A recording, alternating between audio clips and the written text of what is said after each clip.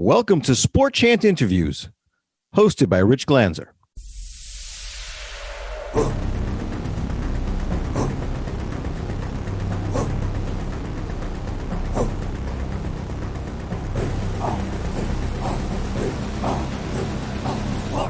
Hey everybody, this is Richie Glanzer for SportChant Interviews. I'm here with Kimani Young, the associate head coach for the UConn men's basketball team. Kimani, how are you? I'm doing great. Happy to be on. Excited to meet everybody and talk some hoops. Absolutely. So you had a pretty good year this year with UConn. Can you let us know how you did and how it went and everything? Yeah, we did. It was year three of the rebuild. This historically, prominent program. So, getting back to the NCAA tournament, even in a shortened season, we saw some success.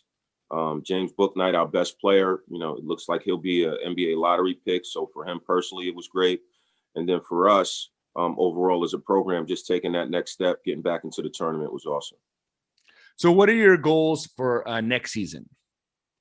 Yeah, we just got to keep building.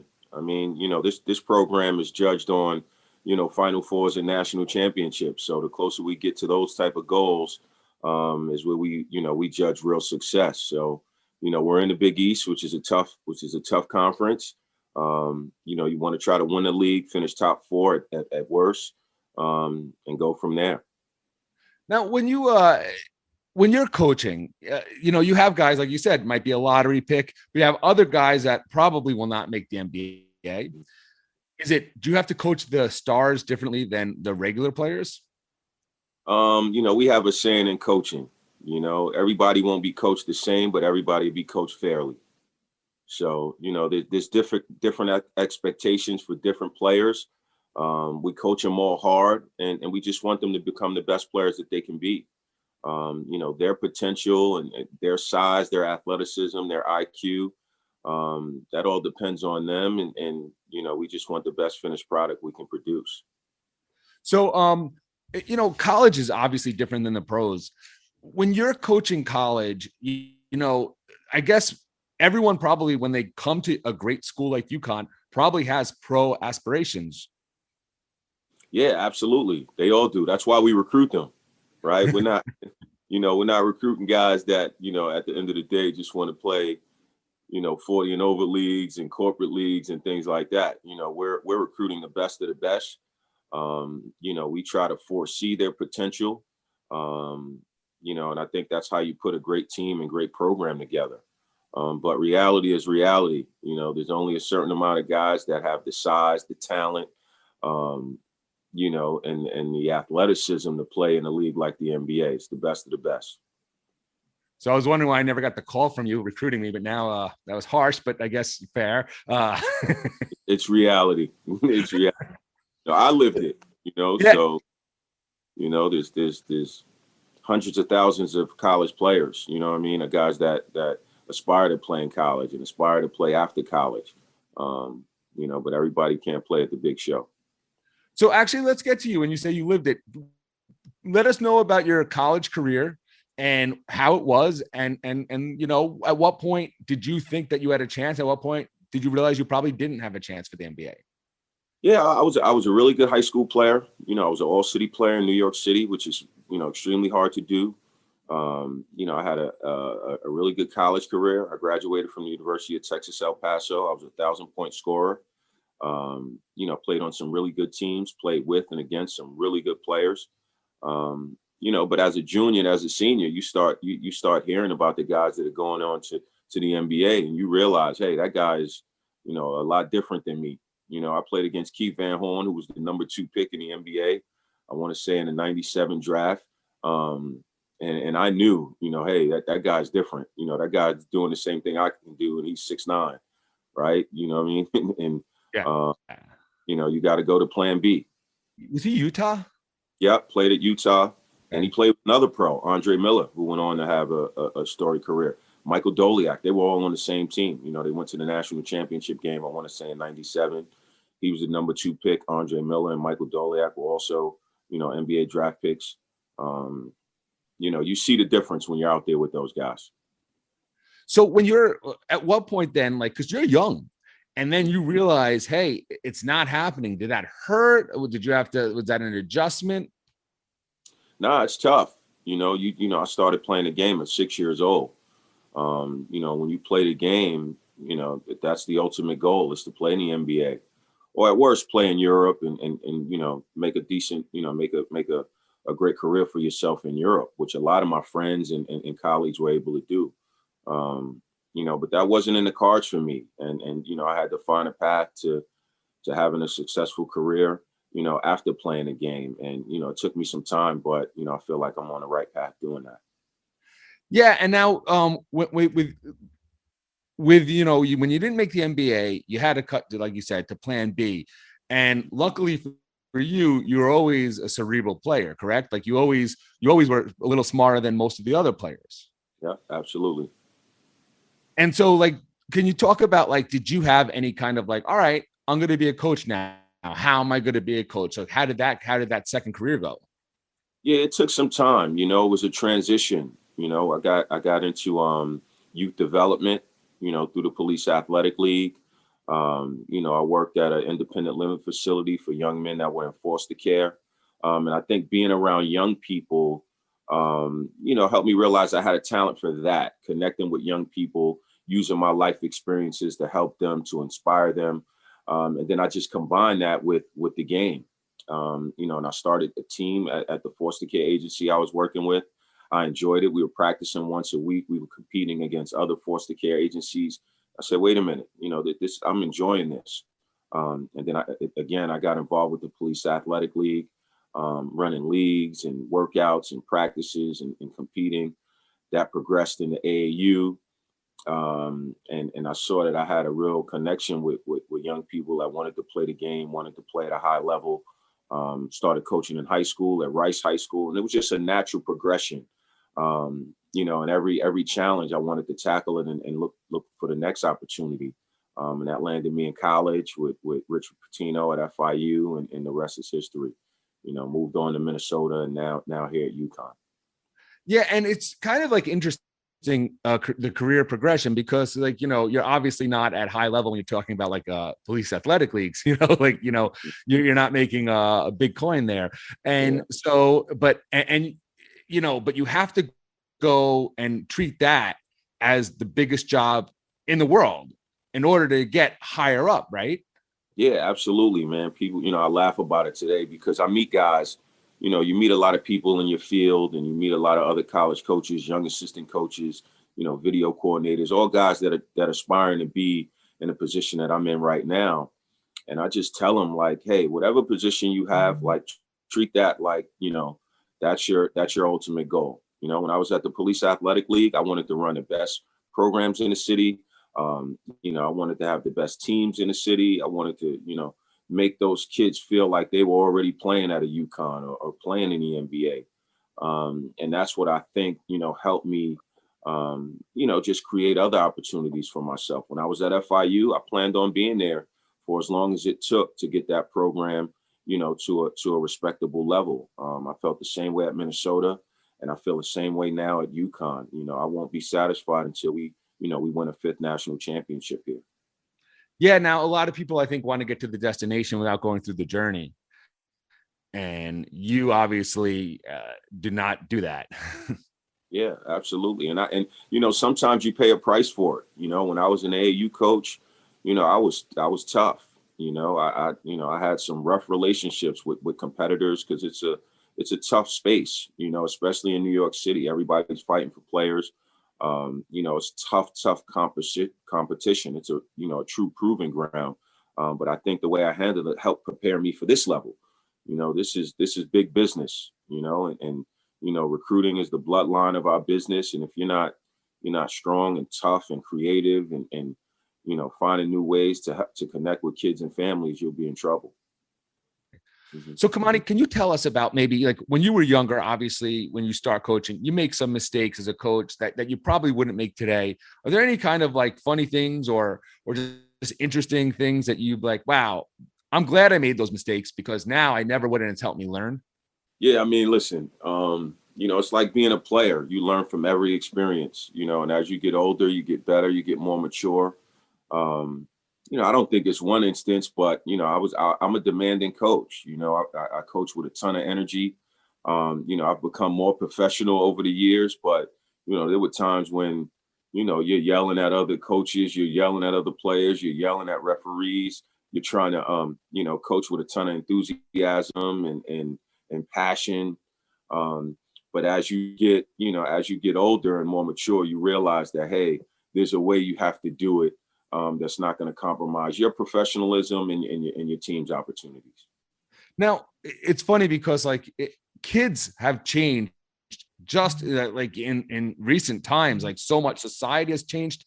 Have you noticed that the kids have changed in the last 5 years and you have to treat them differently than you did, college students 5 years ago? Yeah, absolutely. They have changed, but I'm not changing. You know, I think kids need structure.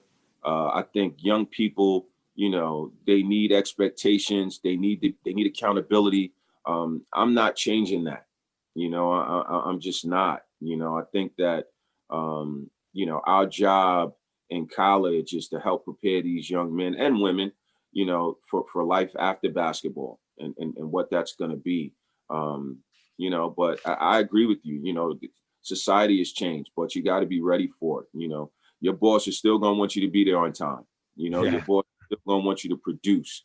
Your boss is still going to want you, to overcome adversity and challenges, in whatever field you choose. So I think that's part of our job and responsibility to get our young people ready for that. Now, so let's talk about recruitment. What do you tell these young kids and the parents, and how is recruiting? Because we all hear about recruiting, but give us the inside, on the how people recruit in college. Yeah, recruiting is tough, man. Recruiting is tough. There's approximately 75 schools that what they call Power Five or Power Six, if you include the Big East, just because we don't have football. And we're all vying for, probably 100 players, every year. There's probably a top 100, top 150, players in the country that can all come to a place like UConn and be successful. So, it's a really, really tough space to operate in. And for us, we really set out with a game plan of recruiting the Northeast. So, you got New England where there's tons of talent, tons of New England prep schools, New York, New Jersey, which has always been rich, and basketball talent, down to the DC, the Maryland, DC area. That's our primary focus. So, I'll coming to a place like UConn is so historic and rich in tradition. So many NBA players that have played here, the national championships, the Final Fours. That's attractive to a lot of kids and families.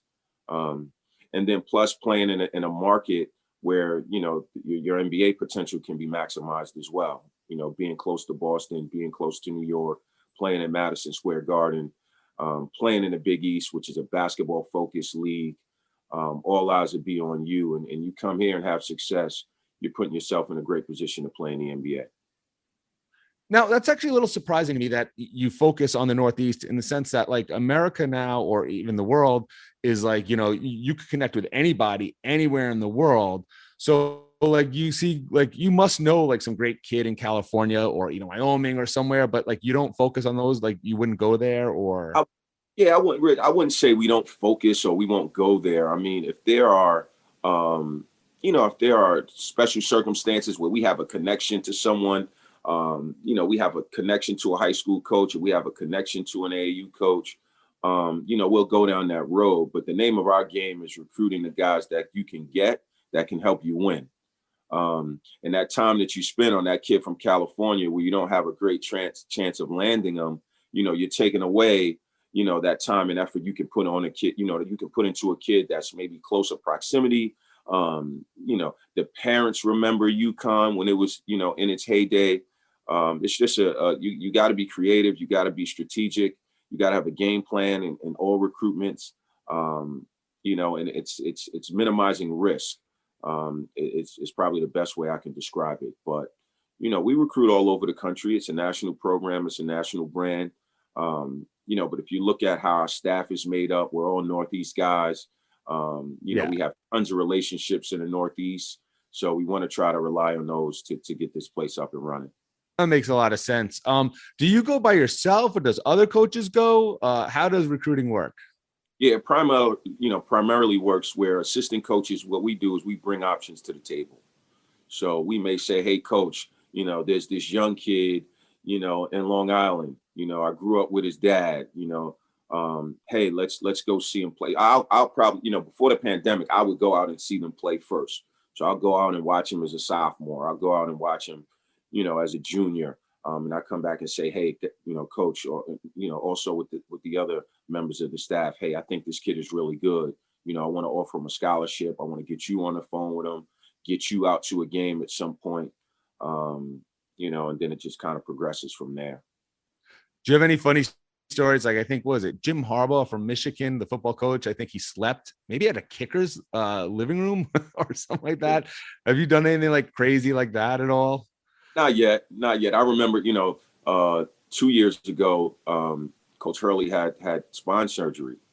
And, he was really just recovering from that. It was early September, and early September is when we get out, on the road and we can go into high school gyms again after the AAU season is ended. And literally, I mean, the guy's like in a neck brace. He's got sutures in his neck.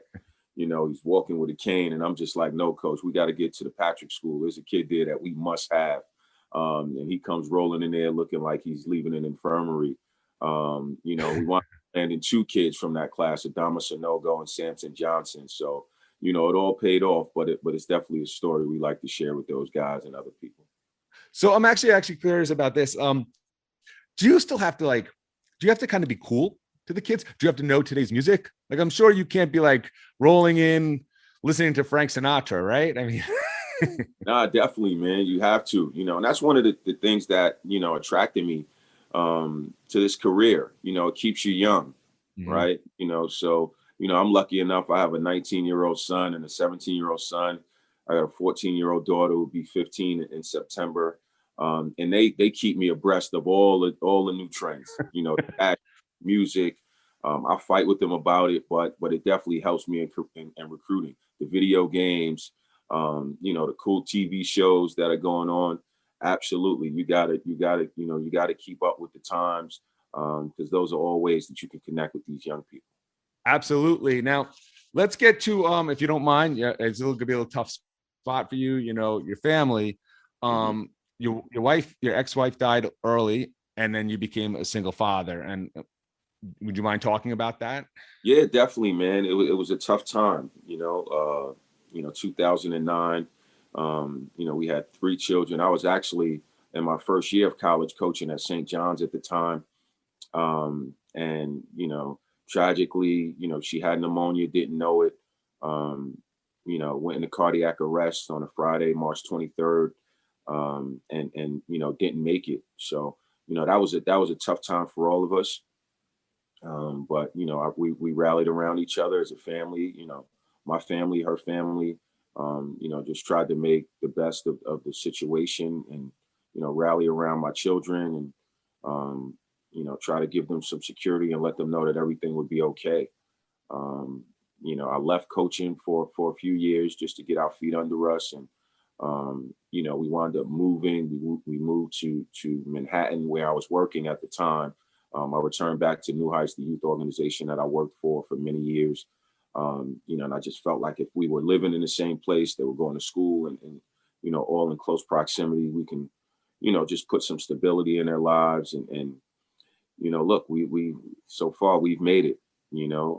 Every year we've gotten better, we've gotten stronger, and hopefully we're making her proud. Yeah, I mean, listen, it's to me, I cannot imagine being a single father. I mean, I have a dog, and because I had to do this interview, I haven't fed him yet. So he's not a big fan of you, but so I can't put that on me. No, my bad. No excuses, Rich. I know, right? That's true. So speaking of no excuses, let's get to another family member, your mother. Mhm. She had, which to me was just such a great line. She basically said to you, listen, work harder if things aren't going your way. Mhm. And, college kids today sometimes might, instead of working harder, they might think it's not working, so they might transfer before they work harder. So can you tell us a little about that quote that your mom said and how it relates to your job now? Yeah, I mean, listen, my mom is born and raised in New York City. She had me at a young age. She was a single mom, and she was tough. She wasn't going to allow me, um, to use any of our circumstances as an excuse not to be successful. Not to be a good student, not to be a good kid, not to be a good person. Um, and that's not always easy. And I've had my ups and downs. I've had my obstacles in life I had to overcome. But if it wasn't for her, instilling that mental fortitude, that toughness, that discipline, um, I wouldn't be who I am today. I was 6 years old when I started playing, and she took me to my first basketball program. So without her, none of my success would be possible. And I think that sometimes as a parent, you may love your kids too much, and you don't want to see them go through adversity. You don't want to see them go through tough times.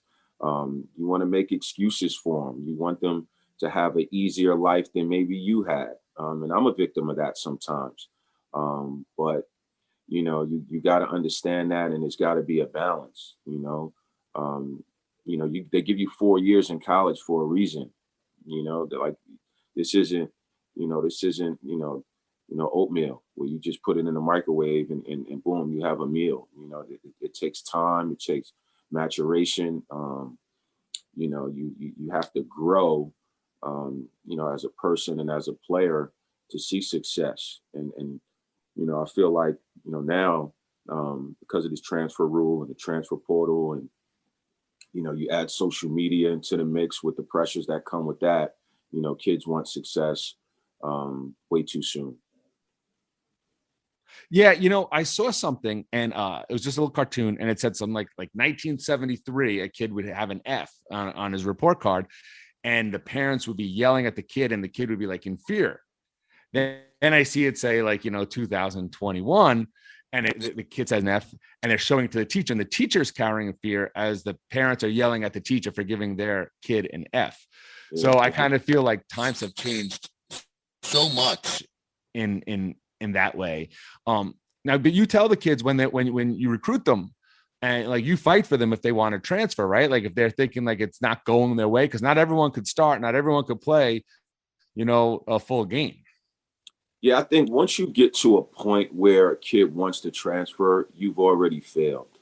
So that's not, I feel like those relationships are built through the recruitment process. There's different reasons why kids transfer. One could be playing time. One could be, you overpromised in the recruiting process and underdelivered once they got here. It's something totally different than when you recruited them. There's different factors that go into that. My philosophy is that, you develop very strong relationships with them during the recruitment process, and you're upfront and honest. Hey, this is what it's going to be when you get here. This isn't, this program isn't for everybody. If you want to be challenged every day, if you want to be pushed, if you want to be held accountable, if you want to be in a strong culture where, it's all about the team, it's all about the program, then this probably is the place for you. But if it's all about you and your individual success, it's probably not going to work. And then once they get here, we continue to develop those relationships. We spend a ton of time with our guys. As an AAU coach, I spent a ton of time helping kids and families, make their decisions. And, you get to know what a lot of different programs are doing. In some programs, you only see your coach, when you're at practice. We call them 3 to 5 coaches, where that's the only time you see them, where that's not the way we do it. We want to see you in the morning. We want to see you before you go to class. Pop in the office in the afternoon before practice. Come up after practice.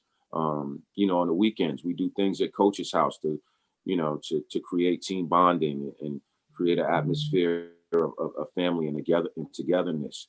We meet with our guys one-on-one pretty often just to see how they're feeling and talk through, the experiences that they're having as freshmen, as sophomores, as juniors. So I think all of those kind of things lend to, having a strong culture where kids don't want to leave, don't want to transfer. They feel like they're in the best position they can be in. And yeah, and you had said to me earlier that, like, you're trying to prepare them not only for UConn basketball, but for life after UConn basketball, whether it's the NBA or not the NBA, correct? Yeah, absolutely, Rich. I mean, think about it. If you're in college and you're an athlete, your coaches are the last people in your life that are going to teach you.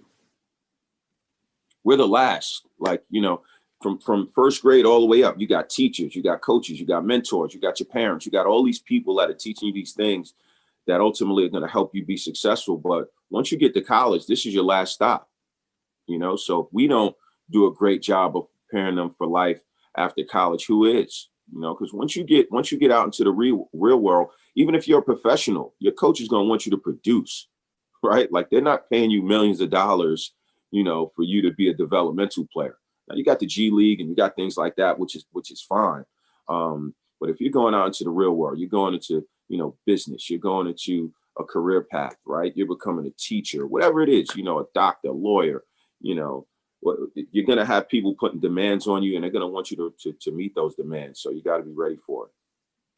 Yeah, they're not learning anymore at that point. They're paying you to do the job. The learning aspect pretty much has, like, that's really interesting. Speaking of that and culture and accountability, you're doing something called Coaches for Action. Can you tell us a little about that? Yeah, absolutely. We're right around the 1 year anniversary of the inception of our program, our organization. Due to the murder of George Floyd, it was myself and some colleagues, Dwayne Killings, who's now the head coach at University of Albany, Kyle Neptune, who's now the head coach at Fordham, and Ivan Thomas, who's an assistant coach at Providence College. We were all colleagues, all friends, and we got together and said, hey, we got to do something. We got to have a voice and, what's going on, try to create some change and be a beacon for change. Be a voice for our young people, our players, the families that they represent. We said, hey, we want to set out and do something together with the other Big East coaches. We founded this organization that's doing some really, really good things to create some change. And now you didn't just post on Twitter, post on Facebook here. You actually made changes. Can you tell us a little about some of the stuff you've done? Yeah, absolutely, Rich. One of the first things that we came up with is hey, we don't want to be hashtag activists, right? We don't want to be on social media, just looking for likes and looking for hashtags and retweets. We wanted to do something that we thought would have a real impact on our young people, both locally and nationally, and we came up with 3 initiatives that we thought could really help, that could really create some momentum and be that beacon for change. The first thing that we wanted to do was make sure that we registered all our student athletes to vote. And we held these these voters drives on our campuses throughout the Big East, all 11 member schools, both men's and women's teams. That was our first initiative that we were able to accomplish, which was great. For a lot of our student athletes, this was the first time they registered to vote. Which was a pretty cool thing to do and see. The second thing we wanted to do was we wanted to wear BLM patches on all our uniforms, both home and away, for men's and women's basketball. Just to show a sign of solidarity. And we were able to accomplish that as well. All the member schools were very inclusive and supportive in that. I thought that was a great way for our players' voices to be heard. And then thirdly, we wanted to create a scholarship fund, for high school students that want to attend a Big East member school that have shown some potential to create some change in the social injustice space as well. So we wanted to motivate some young people to say, hey, I'm doing things in my community. I'm doing things in my high school. I'm taking, an initiative to try to create some change, and they can be rewarded for that with a full scholarship. So, Those were the three things we wanted to start out with, and we got to continue to push forward, and we can't slow down the momentum that we all have. I love the hashtag activist you said, because like I know a guy who had he loved the candidate. We don't get politics on this podcast, but he loved the political candidate and constantly talked about this political candidate. And then when I asked him, so how did it feel voting? He's like, oh, I didn't vote. And I was like, what? And he said he wasn't registered. Yeah, Rich. I mean, listen, as college coaches, as college players, as student athletes, you have you have a platform, right, where you can speak out on things and connect with people, and it's your job, it's your responsibility to educate yourself on those things, right? To educate yourself on, what's going on in politics, educate yourself what's going on in the social justice movement. Like, and then you can speak intelligently about it, right? Then you can form an opinion. And, we're not pushing our opinion on anybody. We're just encouraging them. We encourage our players, right, to understand what's going on out there. Don't just be angry, right? Don't just, put a tweet out there that you think is gonna it's just gonna be a lightning rod, and don't that's not the way to do it. Educate yourself on what's going on. Educate yourself on the George Floyd murder and the trial, and all of those things. So that's what we felt like this was the perfect time to do it, and we got to continue to do it. I have a niece. I have a lot of nieces. I have triplets. Well, my sister has triplets, and so one of them 3 years ago said to me, she goes, "You don't understand. My generation is going to create so much change. I'm afraid of what we're all going to do." And I was like, "Well, Nicole, that's awesome, but a lot of people will go to college. You're going to go to college. You might start partying. Then you might try to find a job, and you're going to try to find a career. You might try to start a family and have kids. And, that's all acceptable stuff. But if you're really going to create change, like you said you are, you have to actually do it. And I think that's really a good thing. Has the kids bought into this? Like, do they like, hey, you know what? We came here for basketball, but this is really like, inspiring stuff? Yeah, absolutely. We attended some local rallies here in Hartford as a team. For many of our student athletes, that was the first time they ever been a part of something like that. So it was educational for them. It was informative. But listen, I think that it was a tough time for everybody. No one truly knew exactly what to do, right? If you're a student athlete, you've been sheltered from a lot of those experiences. You're the best player in high school.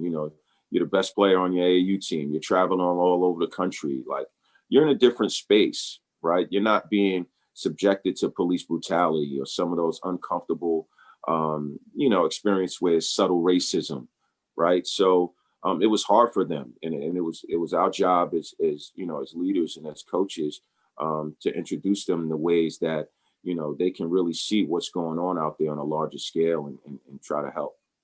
Now, basketball, I'm sure that it's not as bad as most other sports, but have you encountered any racism in basketball or coaching?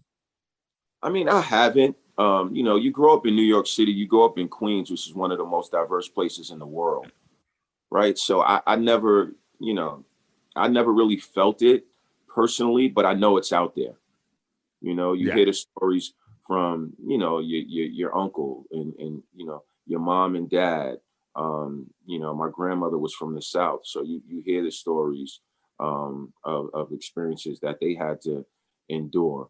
But then you just you look at our business, right? There's not a ton of opportunities for, African Americans. It's just not, in college athletics, and pro sports. But, you got to find a way to impact that change. And by, having success and doing a great job and pulling people up and creating opportunities for people that look like you, I think that's your responsibility. Now, speaking of success, you had an interesting success that I want to talk about. You won the NIT championship as a coach, correct? Yep, I did. My first year at Minnesota, absolutely. And so let me ask you a question, because I'm always curious about that. Me and my brother, we get in a lot of fights. He's an Islander fan, and I'm a Ranger fan, and he had 4 Stanley Cups, and I've only had 1. And I tried to say that when St. John's in like 87, 89, something like that, they beat the St. Louis Billikens to win the NIT. I tried to take that as a championship. He wouldn't allow it. Mm-hmm. So can you Yeah. like tell my brother what a jerky is, but and also defend the NIT? Yeah, I mean, listen, the NIT is it's a great tournament. It's not the NCAA. We all realize that, but for us at Minnesota, it was our first year there, and we overachieved. It wasn't these expectations that you were going to be an NCAA tournament team or an NIT team.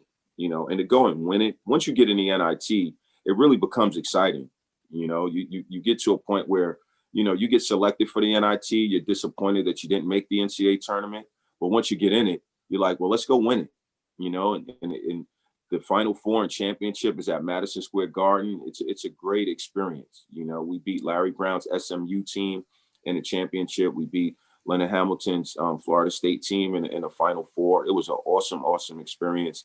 And for most programs, you got to use that as a springboard to get to the NCAA tournament the following year. Unfortunately for us, we didn't, but that's usually the game plan when you win a tournament like the NIT. Now, would you rather, maybe not with Connecticut, but with other schools, would you rather win the NIT or lose in the first round in the NCAAs? No, I'd rather lose in the NCAAs. When you start a season, your goal is to play in the NCAA tournament. There's just even in a COVID season, and we were in a semi bubble in Indianapolis this year. It was still a great experience. It's an experience you won't ever forget. At Minnesota, we went to an NCAA tournament, and I want to say in 2017, and it was an awesome experience. And there's nothing like being on that big stage. And at a place like UConn, that's the only goal. They weren't too happy with losing in the first round. This place again is judged on Final Fours and national championships, so we still got a ton of work to do. I'm curious, like, what if you worked at like a school like Stony Brook, like some school that you really legitimately was a 16 seeder, had never a chance to ever win the NCAAs? That you're not going to beat Kentucky or a team like UConn. Would it change then or still no? No, no. I wish I could tell you differently, but even at a place like Stony Brook, man, you get to the NCAA tournament, like those are memories that last forever. Yeah. And it's probably easier to make the NCAA tournament for a school like that than it is to make the NIT. It's just when you're at those lower level schools, you're in a 1-bid league. Even if you have a great season, it doesn't guarantee you get into the NIT. But you get to an NCAA tournament at Stony Brook, trust me, they'll build a statue of you. Yeah. So let's talk about you a little more. You must have head coaching aspirations, correct? I do. I aspire to be a head coach. I think it's the ultimate goal in our profession as assistant coaches. But I don't let it consume me. I don't wake up every day saying, what do I have to do to become a head coach? I wake up every day saying, what do I have to do to rebuild UConn into the national power that it's been and that our fan base deserves. That's my only goal. My goal is to help our players get better every day, become the best version of themselves. And I feel like if I do that on a consistent basis, my opportunities will come. And I truly believe that. And now you've worked for a Hurley, a Pitino. Can you so how is that working with these legacy coaches? Yeah, I'm going to heaven, man. I'm going to heaven. So, and I told him if all fails, I'm gonna write a book about working for a Hurley and working for a Pitino. But it's been awesome, man. It's been an awesome experiences. You got two coaches that come from these just like iconic basketball family, right? Coach Hurley, his dad is a Hall of Fame high school coach. His brother is arguably, the best point guard in college basketball history. Danny was a really good player himself at Seton Hall, and to be around him every day and just learning from him, just the toughness, the discipline, just how much passion he has for the game, how to show up every day and put everything you have into your players, something that I know he's learned directly from his dad.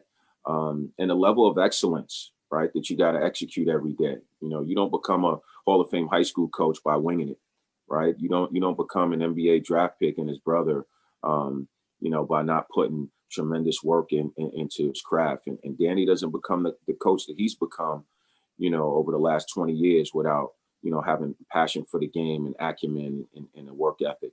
So, to learn all those things from that family has been great for me. And then the Patinos, Coach Patino, he's also a Hall of Fame coach, and the success he's had at all the places that he's been, and that path that's trickled down to his son being with Richard. He gave me my first opportunity, so him and I be connected for the rest of our careers. He's a close friend. I talk to him almost every day. He's a mentor, and I'm just appreciative of the opportunities that both of them have given me. Now, do you know how many of your kids have made it to the pros that you've coached? In the NBA,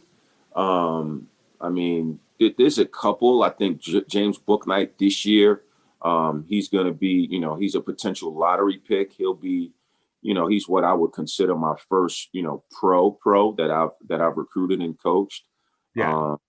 But I've been around a ton of guys that have made it to the NBA and obviously having great careers in Europe as well. So, I've been fortunate. I've been around a lot of good kids, a lot of good families, a lot of good coaches. I've coached at 3 great places.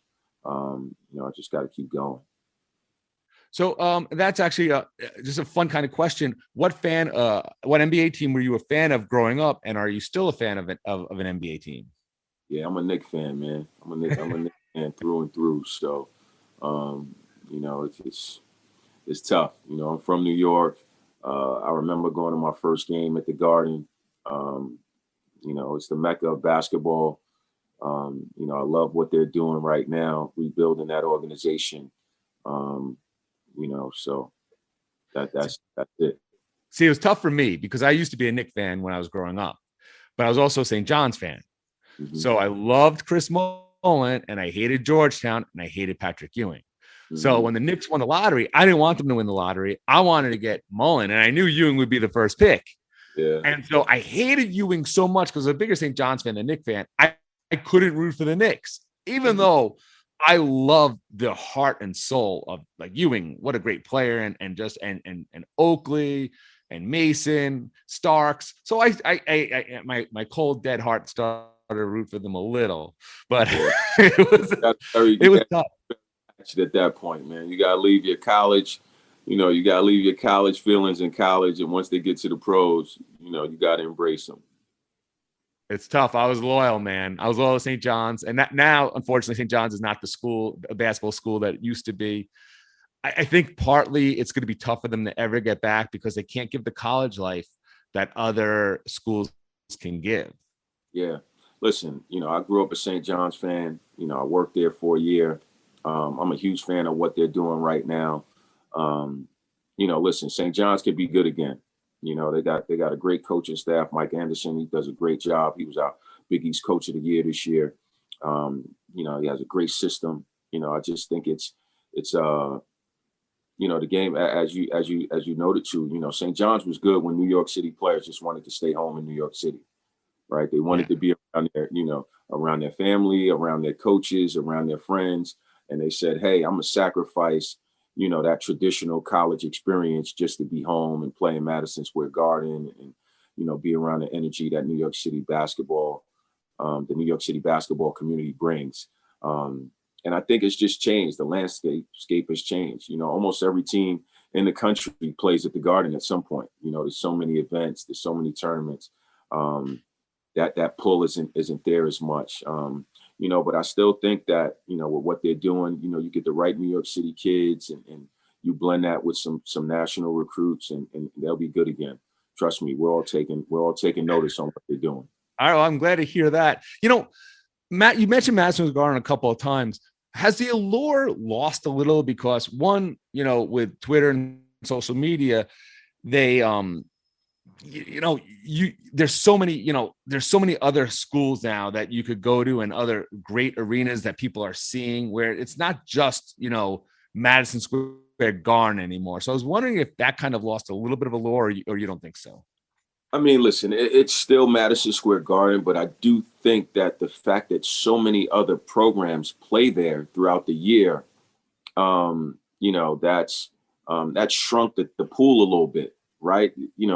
Like there was a year where Duke played there just as much as the Knicks. You know what I mean? Yeah. Like in a month, like in a month span.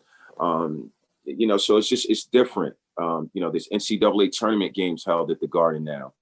Um, it's hard, and the kids are doing so many other cool things now too. Like kids are playing in the Garden in high school. If you play in the Big East, you're guaranteed to have a game, almost guaranteed to have a game in the Garden. At some point, whether you're playing against St. John's or you're playing in the preseason NIT or you're playing in some of these other, multiple team events that go on throughout the year. So, I think it's just something that has to be weighed. I know growing up playing in the Garden meant everything to me. Going to watch a game at the Garden meant everything. Yeah. And I do that's changed over time. And also with the Knicks not being really, with the Knicks being bad for so many years, and people maybe think, well, it's not what it used to be. I'm more a Laker fan, more a Cleveland fan. I mean, with LeBron. So I think a lot of that has, but I want to get to one more thing before we go. UConn. When you think UConn basketball, you also have to think about the women's team. Mm-hmm. And can you tell us a little about Gino, the head coach of the women's team, and how sick those women are? Yeah, man. I mean, it's an awesome experience to be connected to, and it's just to see the level of excellence. I mean, you walk around in our practice facility. I mean, he has 11 national championships, like 11, 13 was in a row. I mean, it's just a level of excellence that it's almost impossible to imagine. And you watch his practices and you see why they're so good. He's a great coach. I mean, take off the label, women's coaches label. He's a great coach. I mean, he would be a great coach at any level. And he's great to us. He's been supportive of our program. He's always there for some words of encouragement and great advice. He's just a great person to be around in basketball. And it puts a lot of pressure on you.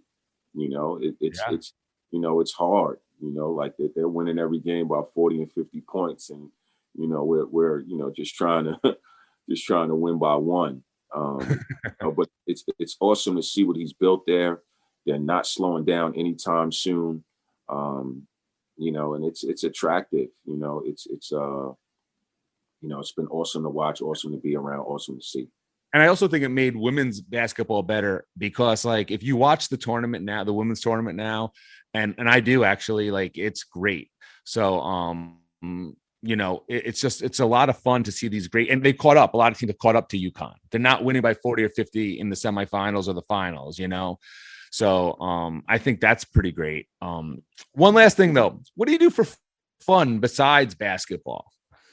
Yeah, I mean, listen, man, I like anybody else, I like to be around my friends.